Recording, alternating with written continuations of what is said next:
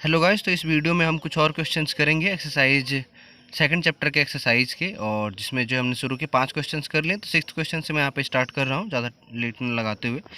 ठीक है, तो सिक्स्थ क्वेश्चन है H2S a toxic gas with rotten egg like smell is used for qualitative analysis if the solubility of H2S in water at STP is 0.195 m calculate Henry law constant. तो आपको कुल मिला के इसमें Henry law constant find करना है और कुछ डाटा जो है आपको दिया हुआ है। ठीक है, तो पहले समझते हैं कि ये डाटा दिया क्या हुआ है। ठीक है, तो सबसे पहले आपको ये समझना है H2S गैस है और क्वालिटेटिव एनालिसिस के लिए यूज करते हैं H2S का। प्रैक्टिकल में आप लोग करेंगे।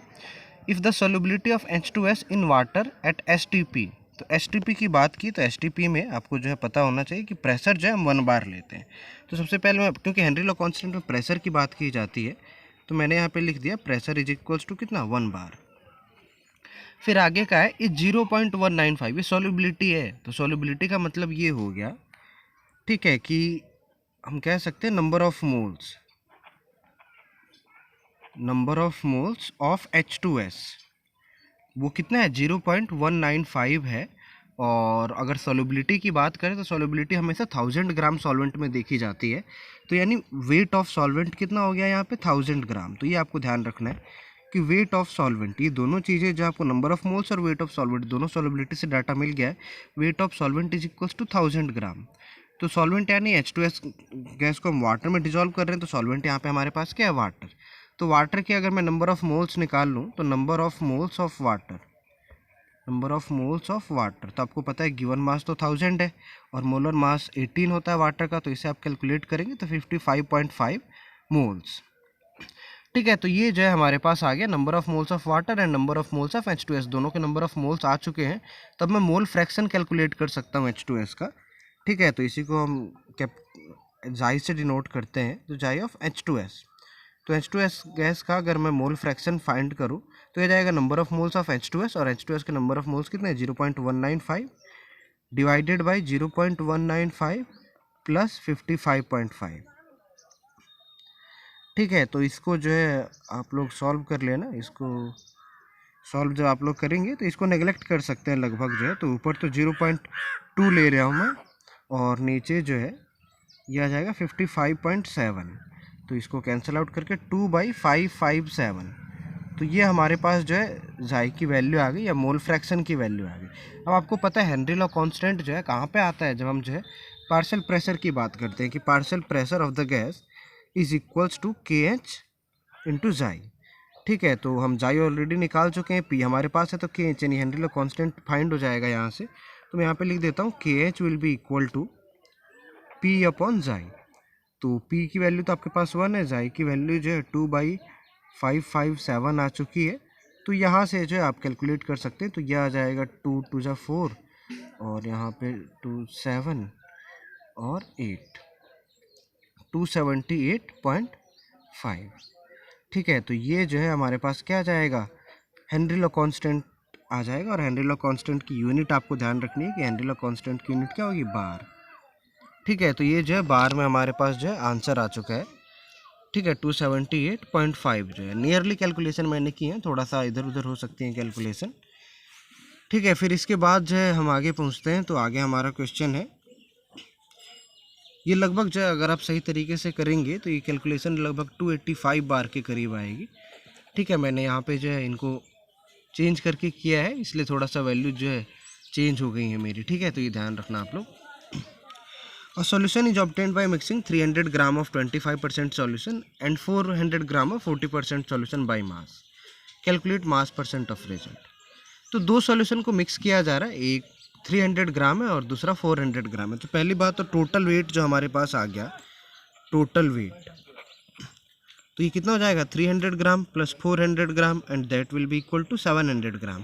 तो 700 ग्राम तो टोटल वेट आ गया हमारे पास। अब हम देखते हैं कि सॉल्यूट कितना है। ठीक है, तो सॉल्यूट देखो 300 ग्राम का 25% है पहले तो 25% ऑफ 300, पहले तो मैंने ये लिख दिया, प्लस और दूसरे में कितना है 40% ऑफ 400। ठीक है, तो ये मैंने डाटा लिख दिया। तो सॉल्यूट इतना आएगा और इससे मैं अगर मैं कैलकुलेशन करूँ तो ये आ गया 25 3 जा 75 और 4 4 जा 160, तो 160 प्लस 75 आपके पास। ठीक है, तो ये जो है 160 प्लस 75 करेंगे तो 235 आ जाएगा यहाँ से।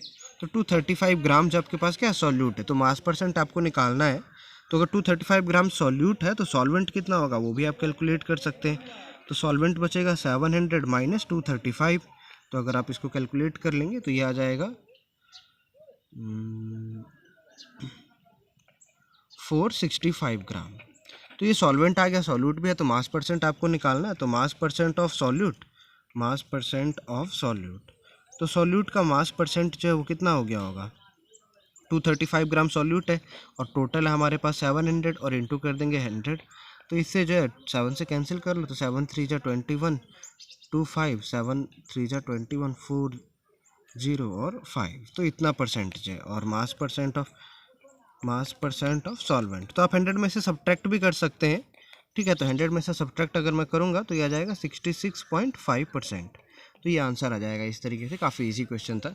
फिर इसके बाद ये 8th क्वेश्चन और 9th क्वेश्चन, ये दो क्वेश्चन मैं आपको अभी नहीं करा रहा क्योंकि ये थोड़ा लंबे होंगे और ये दोनों ही जो है पार्शियल वेपर प्रेशर से रिलेटेड है, तो मैं इनको एक वीडियो में जो आपको कवर करा दूंगा। इसके बाद हम 10th क्वेश्चन पे पहुंचते हैं। ठीक है, तो 10th क्वेश्चन है boiling point of water at 750 mmHg। तो ये प्रेशर दिया है 750 mmHg इज 99.63। तो पहले जो है वो टेम्परेचर कितना है, 99.63 है। How much sucrose is to be added to 500 gram of water. तो सुक्रोज हमें ऐड करना है, यानी सॉल्यूट ऐड कर रहे हैं। और आपको पता है कि सॉल्यूट ऐड करने से क्या होगा, बॉइलिंग पॉइंट इंक्रीज होता है। तो बॉइलिंग पॉइंट यहीं इसमें लिखा है कि such that it boils at 100 degree Celsius. तो सॉल्यूट डालने से बॉइलिंग पॉइंट इंक्रीज हो गया, यानी 100 डिग्री सेल्सियस पहुंच गया है। ठीक है, तो हमें देखना है कि कितना सॉल्यूट डालना है कि इतना चेंज होगा। तो सबसे पहले तो अगर मैं डेल्टा टी बी निकालूँ कि चेंज कितना आया है, तो 100 माइनस 99.63, तो यहाँ से ये आ गया 0.37 डिग्री केल्विन, या फिर इतना ही जो है सेल्सियस, दोनों को आप कुछ भी लिख सकते हैं। तो इतना हमारे पास क्या डेल्टा टी बी है। अब आपको रिलेशन पता है कि क्या रिलेशन होता है delta T b colligative property से, आपको ये पता है कि के बी एम ये रिलेशन होता है। अब आपको देखो डाटा दिया हुआ है, जो जो डाटा दिया हुआ है मैं उसको कैलकुलेट करता हूँ। और पहले मैं इस फॉर्मूला को एक्सपेंड कर दूँ अगर, तो मोलैलिटी है, ये मोलैलिटी का फॉर्मूला क्या होता है, number of moles of solute, number of moles divided by wait of solvent in KG. ठीक है, तो wait of solvent in KG. तो इसको जो है मैं कैलकुलेट करता हूँ अब यहाँ से जो है, तो डेल्टा टी बी की वैल्यू मेरे पास है कितने 0.37 और इज इक्वल्स टू में के बी की वैल्यू हमें दी हुई है 0.52। नंबर ऑफ मोल्स हमें पता नहीं है सुक्रोज के, हमें नंबर ऑफ मोल्स का फॉर्मूला क्या होता है गिवन मास अपन मोलर मास। तो गिवन मास यानी वेट तो हमें निकालना है और मोलर मास जो है हमें पता होगा सुक्रोज का। तो सुक्रोज का फॉर्मूला आप सबको पता होना चाहिए C12H22O11। तो अगर आप इसे कैलकुलेट करेंगे तो ये 342 ग्राम पर मोल आता है। ठीक है, तो मैं यहाँ पर रख देता हूँ 342 और इंटू में आ जाएगा wait of solvent in KG. तो वेट ऑफ सॉल्वेंट 500 ग्राम है वाटर का और इसको मैं केजी में लिखूँगा तो 0.5 हो गया ये जो है। तो यहाँ से मैं W कैलकुलेट कर सकता हूँ। W का फॉर्मूला क्या बन जाएगा, आप देखें तो 0.37 इंटू 342 इंटू 0.5 डिवाइडेड बाई 0.52। तो ये कैलकुलेशन आप लोग कर लेना। कैलकुलेशन जब आप लोग कर लेंगे तो इससे जो है आपके पास अमाउंट आ जाएगा लगभग ये कुछ जो है 122 ग्राम के आसपास आएगा। ठीक है, तो इस तरीके से आपका वेट कैलकुलेट हो जाएगा कि कितना सुक्रोज हमें ऐड करना है। फिर 11th क्वेश्चन हम करते हैं, calculate the mass of ascorbic acid to be dissolved. तो सेम ही क्वेश्चन है, इस बार में मास ही निकालना है, नहीं वेट निकालना है हमें सबसे पहले। और हम जब मोलर मास निकाल लेते हैं पहले, तो फॉर्मूला है C6H8O6, ये आपका विटामिन सी का फॉर्मूला होता है। तो इसे अगर मैं मोलर वेट कैलकुलेट करूँ तो 12 इंटू 6, तो ये 72 आ गया। फिर +8 + 16 6 जा 96। तो अगर मैं सबको ऐड कर लूँ तो ये 72 + 8 80 हो गया, और 80 और 90 170 और 176। तो इतना ग्राम जो है पर मोल, ये हमें मोलर वेट मिल गया हमें एस्कॉर्बिक एसिड का। 75 ग्राम ऑफ एसिटिक एसिड, तो ये वेट हो गया कितना 75 इंटू 10⁻³ kg। वेट आपको सॉल्वेंट का हमेशा kg में लिखना होता है। और to lower its melting point by 1.5 degree Celsius. तो डेल्टा टी एफ जो है हमें क्या दिया, 1.5 दिया है, ठीक है, 1.5 से हमें कम करना है, तो डेल्टा टी एफ की वैल्यू 1.5 हो गई यहाँ पे जो। तो ये सारा डाटा हमें दिया हुआ है, तो अगर आप फिर से लिखें फॉर्मूला, तो delta T F is equals to K F M, और इसी को मैं लिख सकता हूँ K F number of moles यानी W upon capital M into W2, मैं इसे नाम दे देता हूँ W2 इन kg। ठीक है, तो सारा डाटा आपको दिया हुआ है, तो आप एक एक करके रख लेंगे। तो W आपको निकालना है, तो W किसके बराबर हो जाएगा, डेल्टा टी एफ, और डेल्टा टी एफ की वैल्यू है कितनी, 1.5, ये मल्टीप्लाई में चले जाएंगे, यानी M कितना है 176, और इंटू में W2, तो W2 कितना आया हमारे पास, ये 75 इंटू 10⁻³ और डिवाइडेड बाय के एफ, तो के एफ की वैल्यू हमारे पास है ये 3.9, तो 3.9, तो इसे आप सॉल्व करेंगे तो यहाँ से मास ऑफ एस्कॉर्बिक एसिड मिल जाएगा आपको, और वो मास ऑफ एस्कॉर्बिक एसिड लगभग जो है 5.08 ग्राम्स के करीब आना चाहिए आपका। ठीक है, तो ये जो हमने 3-4 क्वेश्चंस देखे इस वीडियो में, और इसके बाद वाली वीडियो में हम पार्शियल प्रेशर के जो 2 क्वेश्चन है 8th और 9th, तो उन दोनों को कवर करेंगे, और उसके आगे क्वेश्चन जो है नेक्स्ट वीडियो में करेंगे। तो थैंक यू।